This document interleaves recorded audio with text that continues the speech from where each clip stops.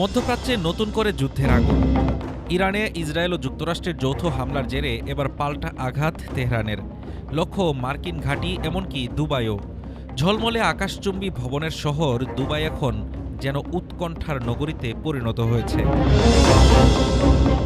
ইরানের ড্রোন ও ক্ষেপণাস্ত্র হামলায় ক্ষতিগ্রস্ত হয়েছে দুবাই ইন্টারন্যাশনাল এয়ারপোর্ট। বিমান চলাচল বন্ধ হয়ে পড়ায় হাজারো পর্যটক ও প্রবাসী আটকা পড়েছেন।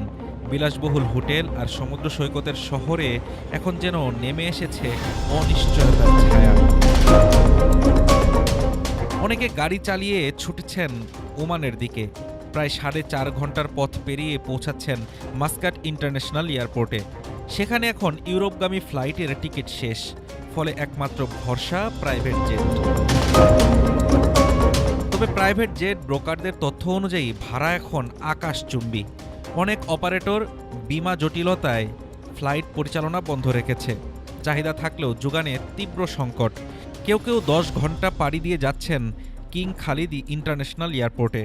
বেসরকারি নিরাপত্তা সংস্থাগুলো এসইউভি গাড়ির বহর ভাড়া করে যাত্রীদের সীমান্ত পার করাচ্ছে। এদিকে ইতালিতে শুরু হয়েছে রাজনৈতিক বিতর্ক। দুবাইতে ছুটিতে থাকা ইতালির প্রতিরক্ষামন্ত্রী গুইদো ক্রোসেট্টো সরকারি বিমানে দেশে ফিরেছেন, যখন শত শত ইতালীয় নাগরিক এখনও দুবাইয়ে আটকা পড়ে রয়েছে।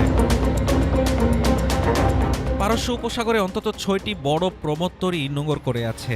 হাজার হাজার পর্যটক জাহাজেই বন্দী। কেউ কেবিনে অপেক্ষা করছেন, কেউ বেলকনিতে দাঁড়িয়ে দেখছেন দূরের ধোঁয়া।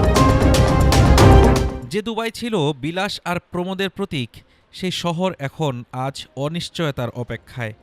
প্রাইভেট জেটের আকাশ ছোঁয়া ভাড়া যেন বলে দিচ্ছে যুদ্ধ শুধু সীমান্তে নয়, প্রভাব ফেলছে জীবনের প্রতিটি স্তরে। হাফিজুর রহমান তুষার, ঢাকা টুডে।